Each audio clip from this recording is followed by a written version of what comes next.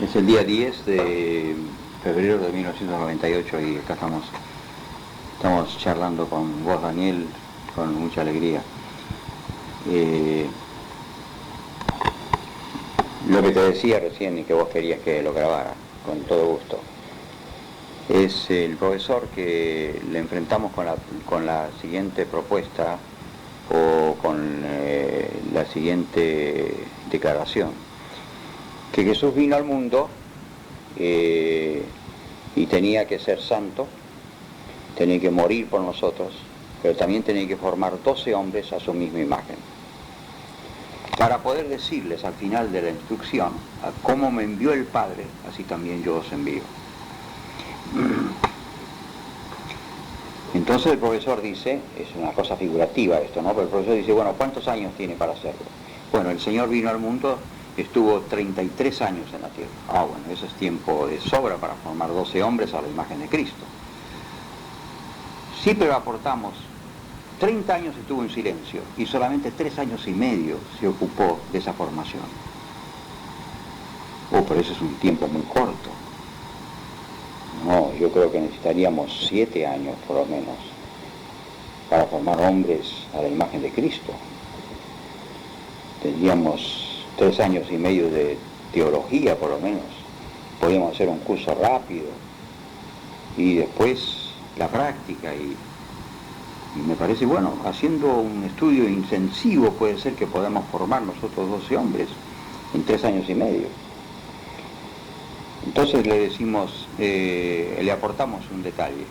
Durante el tiempo que Jesús estaba enseñando a los discípulos, durante el tiempo de la enseñanza, el Señor viajaba, se movía de un lado para otro, era hombre de valija, estaba aquí hoy 2 días, 3 días allá, 4 días allá, 7 días allá, y así daba vuelta. Durante todo el tiempo de los 3 años y medio que estuvo el Señor ministrando y formando a sus discípulos. Y aquí el hombre se desploma, se agarra la cabeza y dice, ¿pero cómo? ¿Viajando? De repente, este hombre se da cuenta que toda su estructura de enseñanza de la Biblia se le acaba, se le destruye. ¿Dónde está el aula? ¿Dónde están los maestros? ¿Dónde están los libros? ¿Dónde están los pupitres? ¿Dónde está la clase? Se le fumó. Y en ese instante, este gran profesor de la Biblia se enfrenta con que Jesús formó hombres de otra manera, tan distinta, que su proceder al formar esos hombres destruye totalmente su metodología. Ahora viene la espada de Goliat, y le decimos a él, justamente lo que para usted es tan problemático, que le pone ruedas a su negocio y lo saca de medio, fue la clave para la formación de los discípulos en la enseñanza de Jesús. Porque la clase era vivencial, no dependía de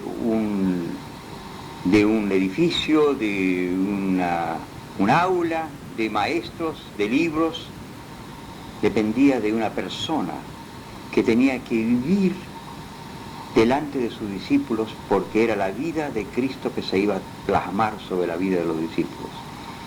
Entonces él necesariamente tenía que viajar para mostrar al mundo su evangelio y para presentarse él mismo al mundo, y necesitaba simplemente, fíjese qué fácil que fue, él simplemente actuó lo que tenía que actuar según el Padre le había dicho y acopló los discípulos para que fueran como lazarilios que él llevaba con él. Ni se ocupaba casi de ellos, se ocupaba de ministrar, de actuar, de hablar, de razonar, de vivir, de cumplir su ministerio entre los hombres, pero llevaba con él a sus discípulos. Así que él casi no tenía que preocuparse de los discípulos.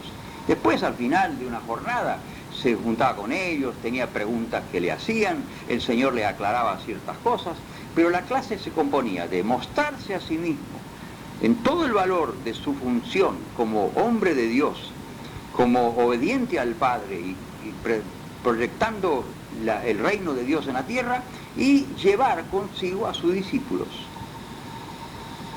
Así que lo que para usted es un problema serio, que usted no sabe cómo enfrentarlo, para Jesús era la clave indispensable para formar los discípulos. Porque no se formaron en clases académicas, se formaron en la calle, se formaron yendo con el maestro, viendo cómo él actuaba, viendo lo que él decía, los silencios y las palabras de Cristo se penetraban en los discípulos, las controversias con los fariseos penetraban en los discípulos, el rechazo del mundo y la aceptación de los pobres, y los milagros y el amor de Cristo y la gracia de Cristo y la santidad de Cristo y la fe de Cristo a la presencia del Padre eran todos lecciones fundamentales que se plasmaron en el espíritu de él. Interesante la cosa, ¿no? Con esto para que vos pongas esto en la pipa y lo fumes. Es así, tan sencillo. Y la iglesia se apartó de esta enseñanza. Ahora nosotros, si somos prudentes, vamos a imitar a Jesús todo lo más que podemos. Justamente esta salida a las calles, para hacernos conocer de los hermanos, para vernos actuar, para vernos interpelar a los nuevos, para vernos cruzar y detener y importunar a personas y predicar la palabra. Y las circunstancias que se entretejen en todo esto es lo que forma discípulos más formidablemente que ninguna otra enseñanza teológica o académica. De la enseñanza académica poca, no digo que no nada, pero digo muy poca. La enseñanza vivencial, vida con vida, imitándonos unos a otros, marchando delante de los discípulos, haciendo la obra delante de ellos, es lo que va a hacer que se maduren y se formen los discípulos que tenemos.